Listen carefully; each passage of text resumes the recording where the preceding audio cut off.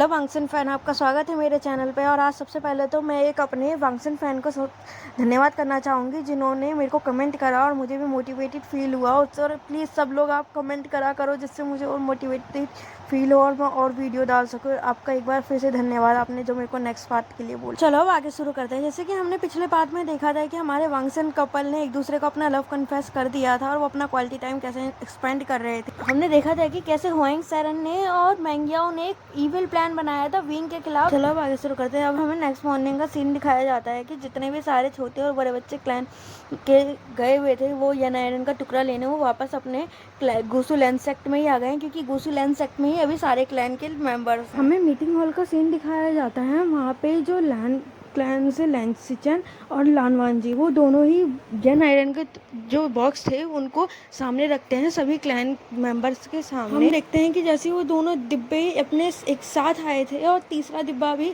जो वहाँ पे लैंड क्लैन में एकदम पवेलियन में रखा हुआ था लाइब्रेरी, वो भी उड़ते हुए वहीं पे आ गया था, वो लास्ट डिब्बा भी, तीसरा वाला भी। और वो तीनों आपस में जुड़ने की कोशिश कर रहे थे और टकरा रहे दूसरे से बड़ी बुरी तरह। और वहाँ पे इतनी तेज एक सुन की आवाज़ होती है कि सारे जो भी वहाँ पे मेंबर्स थे, जितने भी बच्चे थे, वो सब अपने कान में हाथ रख लेते हैं क्योंकि उसकी आवाज़ कुछ ज़्यादा ही तेज़ थी। वहाँ पे उसी वक्त ही लानवांजी और लैंसिचन बांसुरी बजाने लगते हैं और भी सभी लैंड क्लैन के जिनके पास म्यूज़िक का सामान था वो सब बजाने लगते हैं उसे काम करने के लिए। हम देखते हैं वहाँ पे विंग भी बांसुरी बजाने लगता है अपनी, लेकिन जब विंग बांसुरी बजाता है तो सभी लोगों का ध्यान वहाँ पे विंग की तरफ जाता है और वो सब देखते हैं कि विंग ब्लैक मैजिक का यूज़ कर रहा है। हम देखते हैं विंग की बांसुरी की धुन सुनते ही वो तीनों बॉक्स एकदम ही शांत हो गए थे और नीचे गिर गए थे जमीन पे। देखते हैं जैसे ही बांसुरी विंग बजाना बंद करता है सभी लोग विंग की तरफ देख रहे थे और जो सिचन थे उन्होंने अपनी बांसुरी रख दी थी और वांजी ने भी अपनी गुचन रख दी थी और वो विंग के पास चला गया था विंग से पूछने की विंग क्या तुम ठीक हो। वांजी ने ये तेज की तो नहीं पूछा था, उसने बस अपनी आंखों से ही पूछा था कि क्या तुम ठीक हो। विंग कहता है मैं तो ठीक हूँ, लेकिन और क्लैन के लोग मेरे को नहीं लगता ये ठीक है जो मुझे ऐसे देख रहे हैं जैसे मैंने कोई पाप कर दिया हो। वांजी का भी ध्यान सभी लोगों की तरफ जाता है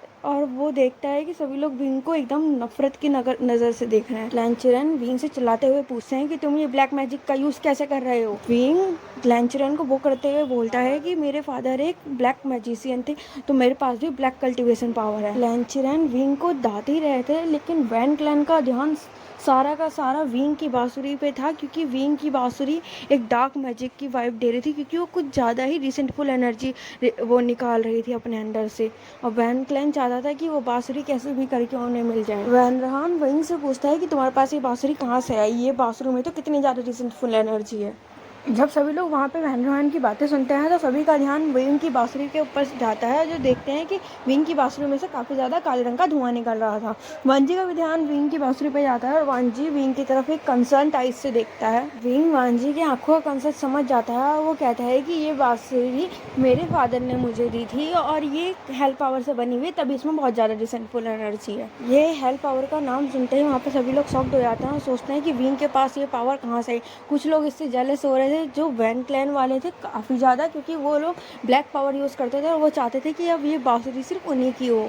चिफुनजुन बातों को और ज़्यादा भरने नहीं देते हैं और वो सभी बच्चों से कहते हैं कि आप लोग अपने रेस्ट कीजिए, जो आपको इंजरीज हुई है, और वहाँ वो लोग डॉक्टर के पास जाके अपना इलाज करवा लीजिए। और अब जो नाइट हंटिंग पे जाएंगे दोबारा से की के लिए, वो लोग अब एक हफ्ते बाद जाएंगे, तो सभी लोग उससे पहले रेस्ट कर लीजिए और अपनी पावर को बढ़ा लीजिए जो कि हमें इमोर्टल से मिली है। सभी क्लैन मेंबर समझ जाते हैं कि मास्टर लाइन इस बात को और ज़्यादा बढ़ाना नहीं चाहते, तभी वो सभी लोगों को अपने अपने रूम में भेज रहे हैं। तो आगे और कोई क्लैन मेंबर कुछ नहीं कहता, लेकिन हम देखते हैं वहाँ पे ही कोने में दो इंसान थे जो स्मिक कर रहे थे और कह रहे थे अब तो तुम्हें कोई नहीं बचा सकता विंग। ये झरने का सीन दिखाया जाता है जहाँ पे वेबुसेन झरने में पत्थर फेंक रहा था और न्यूसन उसके पास आते हुए बोलता है वे ब्रदर क्या हुआ, आप किसी सोच में डूबे हुए दिख रहे हो। वेबुसेन कहता है कुछ नहीं, बस लानवांजी मेरे से बात नहीं कर रहा, पता नहीं क्या हो गया है उसे, वो मुझे इग्नोर मारे जा रहा है। न्यूसन कहता है कि आपको मास्टर लैन इग्नोर मार रहा है और आप मान गए उनकी बात, मैं तो जितना आपको जानता हूँ आप तो उनके अभी तक हाथ पैर धो के पीछे पड़ गए होते। विंग न्यूसन से कहता है कि लगता है तुम मुझे कुछ ज़्यादा ही अच्छे से जानने लग गए हो। न्यूसन कहता है कि आखिर आप वे ब्रदर हो और आप कुछ भी कर सकते हो। विंग न्यूसन की बात सुन के सोचने लगता है और कहता है न्यूसन तुमने मेरा काम आसान कर दिया, और वो इतना बोल के चिल्लाने ही लगता है और वहाँ से भागने लगता है। न्यूसन कहता है अरे वे ब्रदर अभी रुको, हम थोड़ा पहले घूम लेते हैं, उसके बाद आप चले जाना। पर हम देखते हैं कि विंग वहाँ से जा चुका था। हमें नाइट का सीन दिखाया जाता है। एक रूम में एक इंसान सो रहा होता है और उसी के बाहर एक खिड़की पे इंसान जो होता है वो गेट खिड़की को खटखट कर रहा होता है और कहता है, अरे सुनो लानवान जी, उठो, गेट खोलो। उसके गेट के बाहर से ही बार बार आवाज़ निकाल रहा था, लनवान जी, लंझा, हंग वंजून, सुनो, गेट खोलो, खिड़की के पास आ जाओ। वान जी गेट खोलता है और अपने सामने वो विंग को देख के एकदम हैरान हो जाता है और कहता है कि तुम यहाँ क्या कर रहे हो। विंग उससे कहता है कि सारी बातें गेट पे ही करोगे कि जल्दी अंदर चलो। विंग वान जी के घर में घुस के उसके रूम को देखने लगता है और कहता है, वाह वान जी, तुम्हारा रूम तो कितना सुंदर है, और यहाँ वान जी तुम अपने हस्बैंड को अपने रूम से भगा रहे हो, कितनी गलत बात है। विंग कहता है कि तुमने मेरा छोटा सा मासूम सा दिल तोड़ दिया, तुमने अपने हस्बैंड को दुखी कर दिया। इतना बोलते ही विंग एक पाउच बना लेता है और वहीं पे बेड पे बैठ जाता है। वांजी गेट को बंद करता है और विंग के बगल में जाके बैठ जाता है पैरों के पास और कहता है कि मैं नहीं चाहता मेरे प्यारे से विंग के ऊपर कोई उंगली उठाए, इसलिए मैं नहीं चाहता था कि तुम यहाँ पे आओ। विंग कहता है कि मुझे कोई फर्क नहीं पड़ता कोई मेरे बारे में क्या बोलता है, जब तक तुम मेरे बारे में क्या सोचते हो, तुम बस अपना बोलो। क्या तुम्हें विंग का ट्रबल करना दुखी करता है? विंग ये सब अपने एकदम मासूम से चेहरा बनाते हुए पूछ रहा था। वांजी विंग के दोनों गाल पकड़ता है, उसके दोनों कान एकदम लाल हो गए थे। वो विंग के गाल पकड़ते हुए उसके लिप्स पे किस कर देता है छोटा सा और कहता है कि विंग मेरे को कभी परेशान नहीं कर सकता। विंग इस दुनिया का सबसे अच्छा इंसान है और सबसे सुंदर। विंग वांजी से कहता है कि तुम मुझे एक दिन हार्ट अटैक से मार दोगे, इतनी प्यारी प्यारी बातें तुम कैसे कर लेते हो। है विंग वहीं टेबल पे अपनी पेंटिंग देखता है और वो बुक भी जो उसने वांजी को गिफ्ट करी थी एक जब लाइब्रेरी पवेलियन में वो पनिशमेंट लिया करता था। विंग वांजी को देखता है और बोलता है कि तुमने ये अभी तक संभाल के रख रखा है। जी कहता है कि ये विंग का गिफ्ट था तो मैं इसे कैसे फेंक सकता हूँ। विंग ये सुन के स्माइल करता है और वांजी को हक कर लेता है। वांजी भी विंग को हक कर लेता है बहुत तेज की। विंग खिड़की के पास जाता है और वहाँ पे चांद को देखते हुए बोलता है कि वांजी, क्या तुमने कभी सोचा था तुम और मैं यहाँ पे आके ऐसे मिलेंगे? हम पहले दुश्मन थे, फिर दोस्त बने और अब लवर। वांजी कहता है कि विंग कभी मेरा एनिमी नहीं था। वांजी ने ये सब विंग को देखते हुए बोला था और जब विंग ने अपना चेहरा वो चांद की तरफ कर रखा था तो वांजी पीछे से जाता है विंग को और हक कर लेता है। विंग कहता है, आखिर ये तुम क्या कर रहे हो? वांजी कहता है कि मैं बस विंग की ब्यूटी को एडमायर कर रहा हूँ। विंग वांजी से कहता है कि तुम मुझे सेमलेस कहते हो और तुम देखो कितने सेमलेस हो। वांजी विंग की बातें को सुनता है और उसके नेक पे किस करने लगता है। विंग वांजी की तरफ देखता है और वांजी को किस करने लगते हैं। वो दोनों ही एक लॉन्ग डीप किस करते हैं और दोनों ही बेड पे चले जाते हैं। वांजी विंग को उसके गालों पे, उसकी आँख पे और उसके लिप्स पे किस करता है और बोलता है, मुझे तुम्हारा ये मोल बहुत पसंद है। विंग कहता है, मुझे तो पूरे के पूरे तुम ही पसंद हो। वांजी विंग की बात सुन के उसको हक कर लेता है और अपना सर विंग के चेस्ट एरिया पे रखता है और कहता है कि विंग, मैं तुम्हें बहुत ज़्यादा प्यार करता हूँ, तुम्हारी सोच से भी ज़्यादा। विंग भी वांजी से कहता है कि तुम उम्मीद भी नहीं कर सकते मैं तुमसे कितना प्यार करता हूँ। विंग और वांजी एक दूसरे की आंखों में देखने लगते हैं और फिर धीरे धीरे करके वो एक दूसरे को दोबारा से किस करने लगते हैं। वांजी विंग के धीरे धीरे से उसके कपड़े खोलने लगता है ऊपर के और उसके नेक एरिया पे किस करने लगता है और वहाँ पे बाइट कर लेता है। विंग कहता है कि क्या तुम डॉग हो जो मुझे बाइट कर रहे हो? वांजी कहता है, विंग की मौन की आवाज़ मुझे एक्साइट कर रही है। विंग ये सुनते ही अपने चेहरे को अपने दोनों हाथों से छुपा लेता है। वांजी कहता है, विंग को अपना चेहरा छुपाने की कोई ज़रूरत नहीं है, मैं विंग का चेहरा हर तरह से देखना चाहता हूँ। विंग वांजी से कहता है, प्लीज़ वांजी बस करो, लोग मुझे बेफालतू में ही सेमलेस कहते हैं, उन्हें तुम्हारी बातें सुननी चाहिए। वो सच में मेरे को खाली पीली में सेमलेस इंसान कहते हैं, अगर वो तुम्हारी बातें सुनेंगे तो उन्हें पता चलेगा कि असली में सेमलेस इंसान है कौन। वांजी कहता है, मैं सेमलेस बस विंग के लिए हूँ। इतना बोलते ही वो दोबारा से विंग की दूसरी साइड नेक पे बाइट कर लेता है। विंग कहता है, तुमने मुझे फिर से बाइट करा। वांजी कहता है कि विंग बहुत टेस्टी है तो मेरे को उसको बाइट करने का मन कर रहा है। वांजी धीरे से ही विंग के सारे अपर क्लोथ निकाल देता है और उसके चेस्ट पे एरिया पे और टमी पे किस करने लगता है। विंग भी वांजी के अपर एरिया के सारे क्लोथ निकाल देता है और वो भी वांजी को किस करने लगता है। पूरी बॉडी पे। वांजी और विंग दोनों ही बहुत ज़्यादा एक्साइटेड हो गए थे, लेकिन वो दोनों ही अपनी लिमिट जानते थे।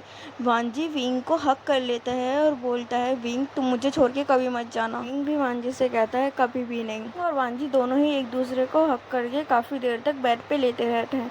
वांजी विंग के सर पे हाथ फैलाता रहता है और पूछता है कि तुम सो नहीं रहे, क्या हुआ? विंग कहता है, मुझे अपने आने वाले भविष्य की चिंता हो रही है। तुम्हें लगता है कि क्या कोई हमारे रिश्ते की मंजूरी देगा? जितना मैं जान पाया हूँ, सभी लोग मुझसे नफरत करते हैं। मैं नहीं चाहता कि आगे जाके सभी लोग तुमसे भी नफरत करने लगे। वांजी विंग से कहता है कि तुम्हें ये सब सोचने की कोई ज़रूरत नहीं है। अगर तुमसे कोई लोग नफरत करेंगे भी तो भी मैं हमेशा तुम्हारे साथ रहूँगा। विंग वांजी की बात सुन के थोड़ा भावुक हो जाता है और वो रोते हुए बोलता है, वांजी अगर मैंने तुमसे एक बहुत बड़ा राज छुपा रखा हो मेरे बारे में, तो क्या तब भी तुम मुझे माफ़ कर दोगे? क्या तब भी तुम मेरा साथ दोगे? वांजी कुछ सोचने ही लगता है तो विंग को लगता है कि वांजी उससे नाराज़ हो गया है, तो वो उतने ही लगता है कि वांजी फिर से विंग का हाथ पकड़ता है और उसे अपने ऊपर खींच लेता है और कहता है कि मैं हमेशा विंग को माफ़ कर दूंगा क्योंकि विंग मेरा है। विंग वांजी के बात सुन के एकदम खुश हो जाता है और उसे हक कर लेता है और उसके लिप्स पे किस करते हुए कहता है, मेरा प्यारा लानर काका। विंग के पेट से गुड़गुड़ की आवाज़ आने लगती है। वांजी कहता है, क्या तुमने कुछ खाया नहीं? विंग कहता है कि तुम्हारे लैंड का खाना मुझे पसंद नहीं आता।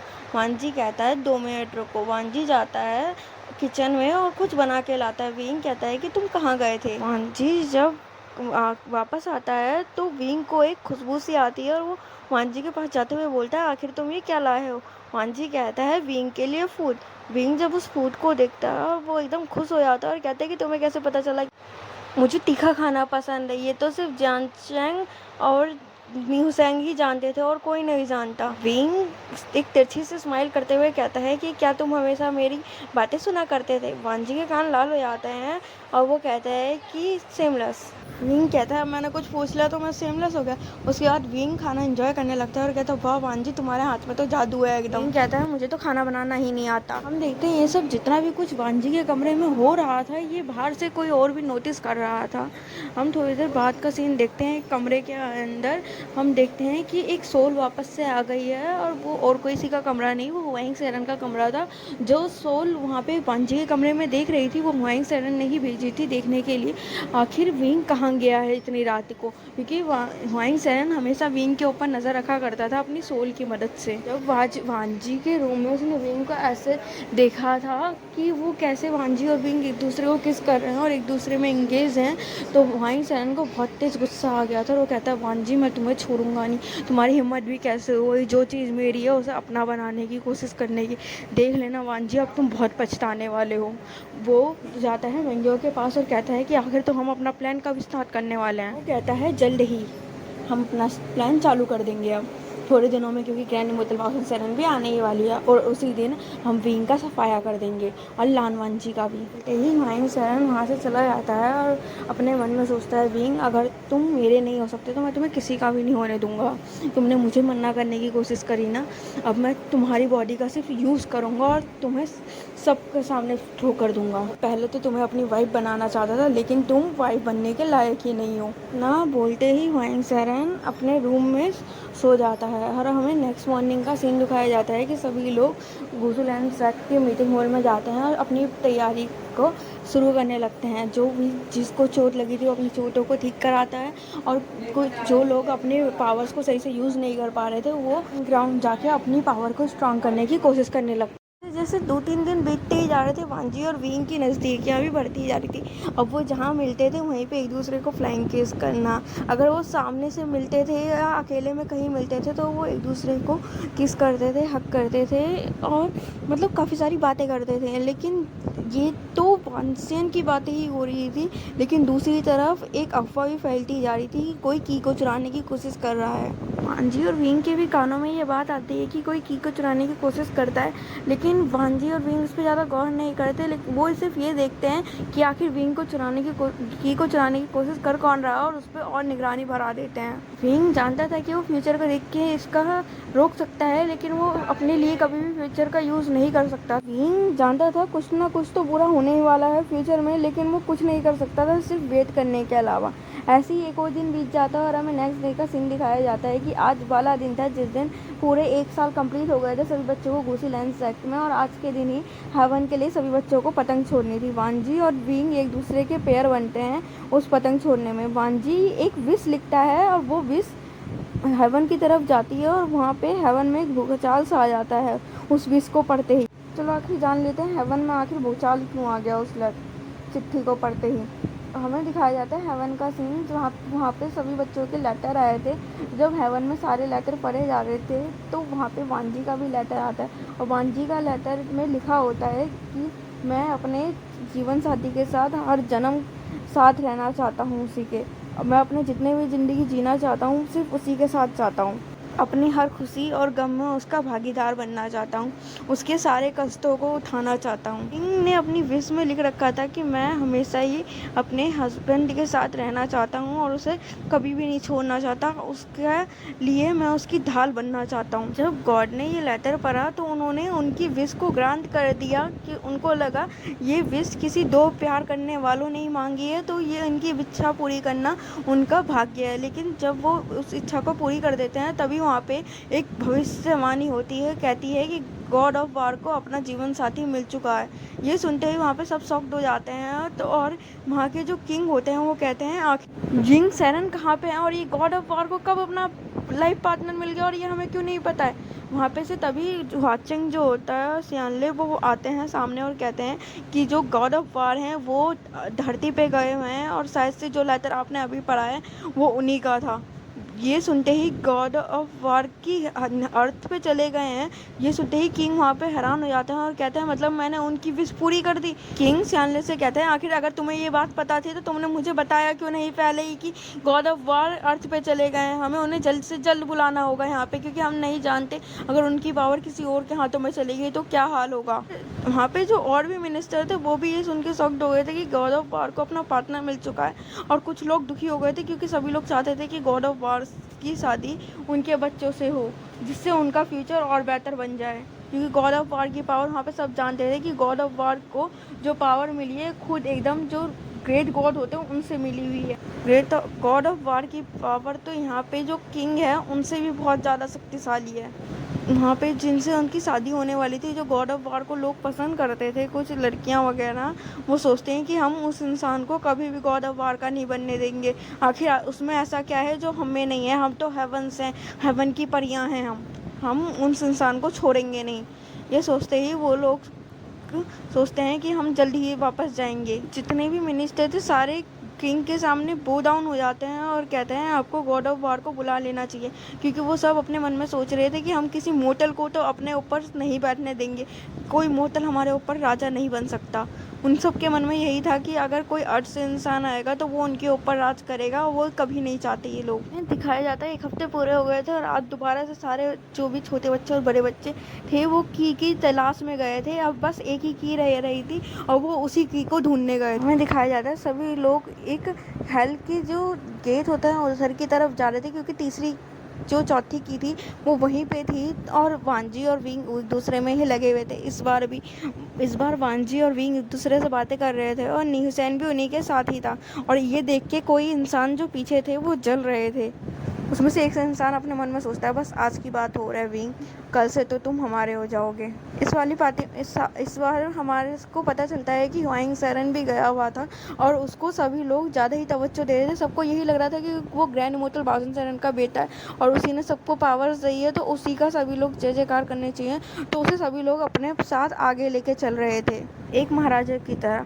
वो विंग के ऊपर भी अपना ठोस जमाना चाहता था लेकिन वो जानता था कि विंग उसे फिर से कुछ ना कुछ बोल देगा और सबका दिमाग धमकाने के लिए, लेकिन वो फिर भी अपने बातों से बाज नहीं आता। जब वो देखता है कि वांजी और विंग इतना ज़्यादा चिपके पर हैं वो कहता है कि तुम मेरे लिए पानी लेके आओ। वो वांजी से ये कहता है, वांजी उसका काम करता उससे पहले ही विंग कहता है कि तुम्हारे को हाथ पैर नहीं दिए हुए और वैसे भी तुम्हें नहीं लगता तुम्हें अपना ये ढोंग बंद कर देना चाहिए, ग्रैंड इमोर्टल बाउसन सैरन कल आने ही वाली हैं। ह्वाइंग सैरन उसको देखता है और कहता है कि तुम अपना मुंह बंद रखो। वहाँ पे वेंचाओ भी आता है और विंग की आंखों में देखते हुए बोलता है कि हम वो तो कल का कल देखा जाएगा और तुम तो अपना मुंह बंद ही रखो, तुमसे सभी लोग नफरत करते हैं, पता नहीं कहाँ से तुम इस धरती पे आ गए हो जो बस हर किसी को रिझाना ही जानता है, कभी इस इंसान को तो कभी उस इंसान को। और अब देखो तुम लैन सेकंड मास्टर लैन को अपनी बातों में फंसा रहे हो, तुम एक नंबर के स्लट हो। ये सुन के फिनिशन को गुस्सा आ जाता है और वो अपने पंखे से वांचाओ के ऊपर हमला कर देता है। जेबुजुन उन सबको रोकते हैं और वो वांचाओ से कहते हैं कि तुम अपना मुंह बंद रखो और यहाँ से दूर रहो। विंग को बहुत तेज गुस्सा आ जाता है कि उसने ऐसा कैसे कहा। वो अपनी पावर का इस्तेमाल करना ही चाहता था लेकिन वो करता नहीं है। कहता है कि बस कुछ समय की बात हो रही है, एक बार ये फाइट खत्म हो जाए, जिस पावर पे तुम इतना गुरूर कर रहे हो ना, उस सारी पावर को मैं छीन लूंगा वापस। विंग इतना सोचता है और वांजी का हाथ पकड़ के आगे चलने लगता है। विंग और बाकी सब जब उस जगह पे पहुंचते हैं जहाँ पे ये लास्ट फोर्थ यन आयरन का टुकड़ा था, तो वहाँ पे देखते हैं वो सारी जगह काले अंधेरे से दिखता है और वहाँ पे बहुत ही गंदी बदबू आ रही है, जैसे ये कुछ सड़ा गला या डेड बॉडीज पड़ी हो वहाँ पे। और सब लोग उस पर हमला करते हैं अपनी अपनी स्पिरिचुअल पावर्स से और जो भी उनको पावर्स मिली थी, लेकिन वो सब देखते हैं कि वो सब एकदम जख्मी पड़े जाते हैं क्योंकि वो जो ब्लैक स्मोक था वो काफ़ी ज़्यादा उनके ऊपर हमला कर रहा था और उनको एकदम सांस लेने में दिक्कत कर रहा था। उससे कोई भी वहाँ पे खड़ा नहीं हो पा रहा था ज़्यादा देर तक। वो ब्लैक स्मोक सभी को इतनी तेज तेज धक्का मार रहा था और चोट पहुँचा रहा था कि सभी लोग खून की उल्टियाँ करने लग गए थे वहीं पे। जी और विंग भी वहाँ पर लड़ रहे थे लेकिन वो समझ जाते हैं कि हम इससे ज़्यादा देर तक नहीं लड़ पाएंगे, तो वांजी अपनी गुचिन बजाना चालू कर देता है और विंग अपनी फ्लूट। वांजी की गुचिन भी उस पर ज़्यादा असर नहीं कर पा रही थी, लेकिन जब विंग अपनी फ्लूट बजाना चालू करता है तो सभी लोग देख के हैरान हो जाते हैं क्योंकि विंग आसमान में उड़ने लगा था और उसकी तरफ वो सारा जो भी काला धुआं था वो एकत्र होने लगा था और वो सारा उसकी बांसुरी में घुस गया था। वो जो वेंचाओ, वेंजूलियो और ये वैन क्लैन वाले जितने भी थे और जो हुआंग सेरेन था, वो सब उस ब्लैक फ्लूट की पावर को देख के हैरान हो गए थे और वो अपने मन में सोचते हैं कि हम इस ब्लैक फ्लूट को अपना बना के ही रहेंगे। हुआंग सेरेन अपने मन में सोचता है तुम ब्यूटी ही नहीं, तुम पावरफुल भी हो, तुम्हें तो अपना बनाना एक ख्वाब है, तुम्हें तो मैं अपना ना स्लेव बनाऊंगा। विंग जैसे ही इस बांसुरी को बंद करता है वैसे ही वहाँ पे एक बड़ी तेज की गोल्डन लाइट होती है और वहाँ पे सभी लोग बेहोश हो जाते हैं उसी के बाद ही। और हमें अब अगले दिन का सीन दिखाया जाता है, हमें मॉर्निंग का सीन दिखाया जाता है। सभी लोग मीटिंग हॉल में जाते हैं और वहाँ पे अंकल चिरन उनसे पूछते हैं कि आखिर क्या हुआ था सभी लोगों को, कि कल वहाँ से आने के बाद सभी लोग बेहोश हो गए थे। तो वो सब बताते हैं कि एक गोल्डन रोशनी हुई, उसके बाद वो बेहोश हो गए, लेकिन जब वो वापस होश में आए तो वापस यहाँ के लिए आ गए और उन्हें नहीं पता उनके सर में तब भी उस गोल्डन लाइट से बहुत ज़्यादा सर में दर्द हो रहा था, इसलिए वो सब लोग थक के सो गए थे। अंकल चिरन कहते हैं कि ये तो ठीक है, लेकिन जो आपसे कहा गया था लाने के लिए आप सब लाए हैं ना। तो वो जो लानवांजी था वो आगे आके वो दोबारा से जन आयरन को डिब्बे को वहीं पे रख देता है और वो चारों डिब्बे फिर से खटखट करने लगते हैं, लेकिन वो दोबारा बंद हो जाते हैं खटखट करना। तो वो लोग कहते हैं हम अब जल्दी ही इसका उपाय सोच लेंगे कि हम इसे कैसे स्टील करें, क्योंकि अब थोड़े दिनों कल परसों में ही ग्रैंड इमोर्टल बाउसन सेरेन यहाँ पे आ जाएंगी। वैसे तो ग्रैंड इमोर्टल बाउसन सेरेन आज ही आने वाली थी, लेकिन उनका आज ही एक लेटर आया कि वो अब कल परसों में आएंगी। हुआंग सेरेन अपने मन में सोचता है ये तो अच्छी बात हुआ, मुझे एक दिन का समय मिल गया और अब मैं अपना प्लान शुरू कर सकता हूँ। अगर ग्रैंड इमोर्टल बाउसन सेरेन आज आ जाती तो हमारा कुछ नहीं हो पाता। हमें दिखाया जाता है वांजी और विंग की अब ज़्यादा बातें नहीं हो रही थी। वांजी जितना भी विंग से बातें करने की कोशिश करता, विंग उसे छोड़ के चला जाया करता था या फिर उसे इग्नोर मार दिया करता था। वांजी ने कई बार विंग से बात करने की कोशिश करी और उसके पास भी गया और उसको जब भी वो टच करता था तो विंग उसे अपने पास से दूर धकेल लेता था और कहता था कि तुम ये क्या कर रहे हो, और वो दूसरों के पास जाके फ्लर्ट करने लगता था जब भी वांजी उसे रोकता था। विंग उससे कहता था कि आखिर तुम होते कौन हो मुझे रोकने वाले। वांजी जब भी उसे बताता था कि तुमने मेरे से शादी करी है, हम दोनों हस्बैंड हैं, तो विंग उसे हमेशा यही बोलता था कि क्या बोलते हैं, शादी करिए, वो भी बिना पूछे। हमें एक दिन का सीन दिखाया जाता है कि विंग को एक लेटर मिला होता है कि उसे मीटिंग हॉल में बुलाया गया है। विंग को लगता है कि ये मैसेज जो है वो क्या बोलते हैं लैन चिरेन या फिर लैन क्लैन से ही किसी ने भेजा होगा, तो वो उस लेटर को देखने के लिए चला जाता है कि आखिर ऐसा क्या हुआ है कि उसे बुलाया गया है। जब विंग वहाँ पे जाता है तो वो वहाँ पे देखता है कि हुआंग सेरेन बैठा हुआ है और वो विंग जब उसके पास जाता है और उससे पूछता है कि आखिर तुम यहाँ क्या कर रहे हो। ह्वाइंग सेरन वहाँ पे अपनी पावर से पहले ही एक केस बना चुका था जिससे कि विंग की पावर वहाँ पे काम ना करें, और विंग को उसने एक ड्रग्स भी दे दिया था खाने के समय पे, तो विंग की पावर वैसे भी उस पर काम नहीं कर रही थी कुछ भी। हम देखते हैं कि ह्वाइंग सेरन विंग के पास आने लगता है और विंग अपनी पावर को यूज़ करने की कोशिश करता है, लेकिन वो कर नहीं पाता और ह्वाइंग विंग के पास आके विंग के कपड़े खोलने लगता है और उसके साथ ज़बरदस्ती करने लगता है। वहीं पे ही मैंग्याओ भी आ जाता है और जिन क्लैन से जिन जूस कौनसा और वैन चाओ और वैन जूलियो भी वहीं पे आ जाता है और वैन रोहान भी। वो सब ये सब होते हुए देख रहे होते हैं और विंग कहता है कि आखिर तुम लोग ये क्या कर रहे हो, क्या तुम भी इसकी बातों में आ गए, ये कोई ग्रैंड इमोर्टल वासन सेरन का बेटा नहीं है जो तुम इसकी बातें सुन रहे हो सारे।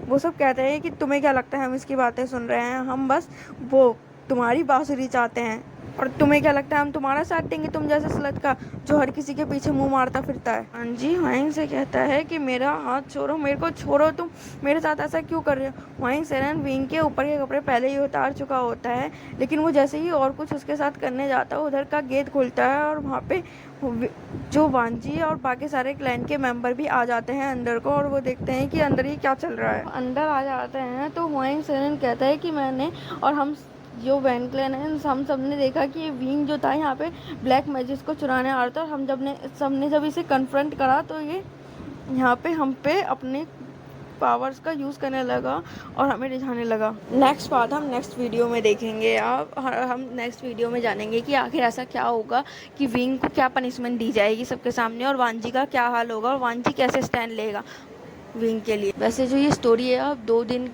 ये एपिसोड इसके साथ से बच रहे हैं, 2 या 1 ये ख़त्म हो जाएगी अब जल्दी ही। तो मैं आपसे जानना चाहती हूँ कि मैं इसके बाद कौन सी स्टोरी शेयर करूँ। मैं 2 स्टोरी सोच रही हूँ, तो आप मुझे बता दो कमेंट करके कि इन दोनों में से कौन सी आपको अच्छी लग रही है। जो फर्स्ट स्टोरी है उसका नाम है चेंज माई डेस्टिनी। इसमें जो हमारा वांजी है वो एंशिएंट एरा से है, पुराने समय से, और जो विंग है वो एक वो सीक्रेट एजेंट जो होते हैं उसमें से है जो पुराने समय में चला जाएगा।